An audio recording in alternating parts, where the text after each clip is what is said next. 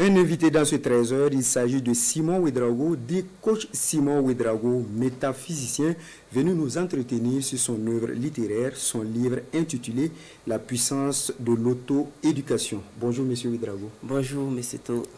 En attendant la dédicace de votre ouvrage prévu pour le 30 mars prochain, qu'est-ce qu'il a de si particulier pour que vous choisissiez le palais de sport de Ouaga 2000 pour la circonstance? Ok, avant tout propos, laissez-moi dire gratitude aux entités suprêmes. Je parle de nos ancêtres méritants scientifiques résidant dans la Menti.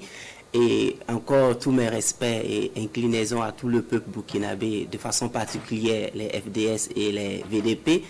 Également tout le gouvernement de la transition et tous ceux qui travaillent vraiment d'arrache-pied afin que nous restaurons notre dignité humaine, c'est-à-dire notre intégrité territoriale.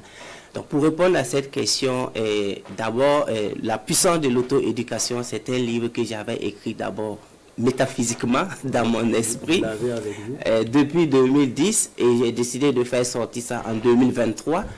Et depuis sa sortie, je me suis dit, bon, l'ivrognerie et la starmania ne peut pas être le domaine de définition d'une jeunesse supposée construire un pays et l'Afrique. Parce qu'on a tous remarqué que quand on se réunit 2000, 3000, parlant de jeunesse, 90% des cas, c'est dans les options festivités et puis peut-être c'est que l'événementiel option pas scientifique. Alors que nous savons tous que quand on parle de jeunesse américaine, jeunesse chinoise, jeunesse japonaise, quand on les réunit, c'est 90% option science, option créativité, option développement. C'est pourquoi nous nous sommes dit qu'en Afrique, il y a deux jeunes que les gens ne connaissent pas. Les jeunes scientifiques chercheurs, ceux qui se battent afin que l'Afrique regagne sa dignité, je dirais d'autant. Et il y a les jeunes aussi qui ont peut-être pris les maquis en assaut. Donc c'est pourquoi je me suis dit, je vais faire du jamais vu, c'est-à-dire l'effet Bannister. L'effet Bannister qui dit que lorsque une barrière psychologique tombe, tout devient possible. Pour votre rappel, Bannister, c'est quelqu'un qui a battu le record mondial d'une minute. Et on appelle ça 4 minutes miles, c'est-à-dire courir 4 minutes en 1 minute et 1,6 km en 4 minutes.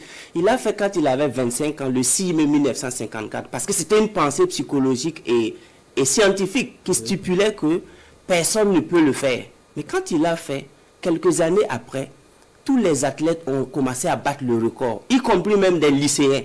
C'est pourquoi moi je me suis dit, je vais faire la dédicace d'un livre dans un stade en Afrique pour la toute première fois, afin que les Africains sachent que rassembler des milliers de personnes, on peut le faire pour parler de la science et de la créativité. C'est pourquoi c'est pour la toute première fois qu'on va faire la dédicace d'un livre dans un stade.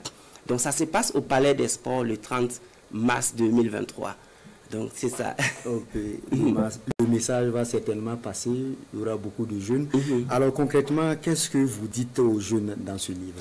Dans ce livre, je parle de la possibilité de... J'ai dit par exemple que, vous savez qu'on peut interdire l'entrée des biens dans un pays.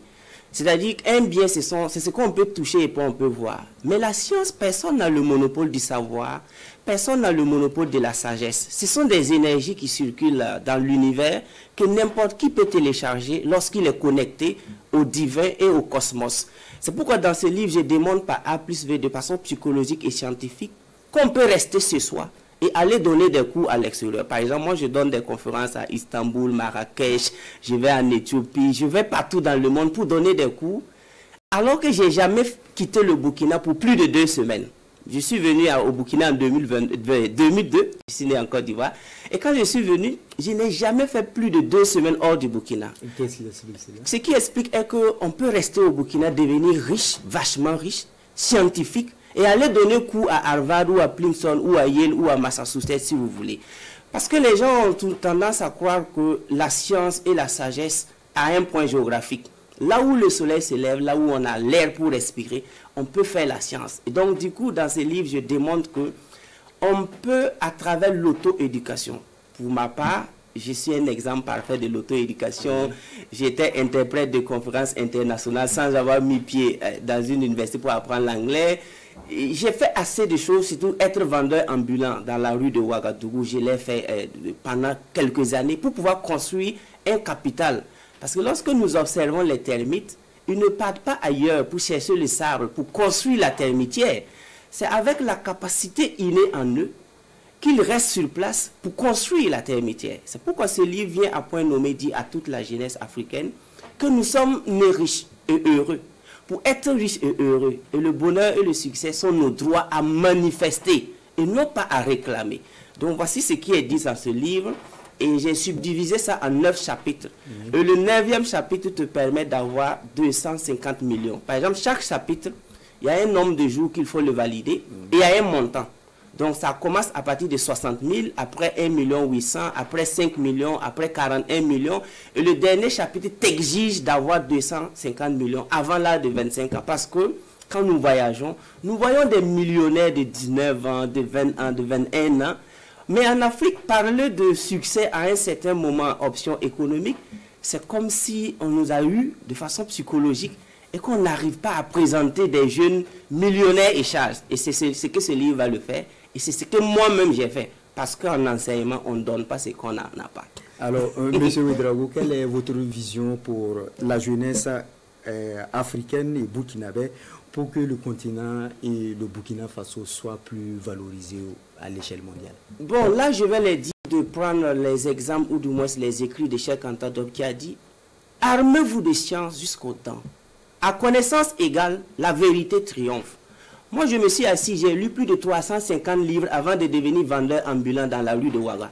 Mais quand je me promenais sous le soleil pour vendre mes petits articles pour constituer mon capital, il y a des gens qui se moquaient de moi. En 2014-2015, je leur disais, restez calme, vous allez me regarder à la télé après. Aujourd'hui, c'est un grand jour pour moi que je me retrouve ici.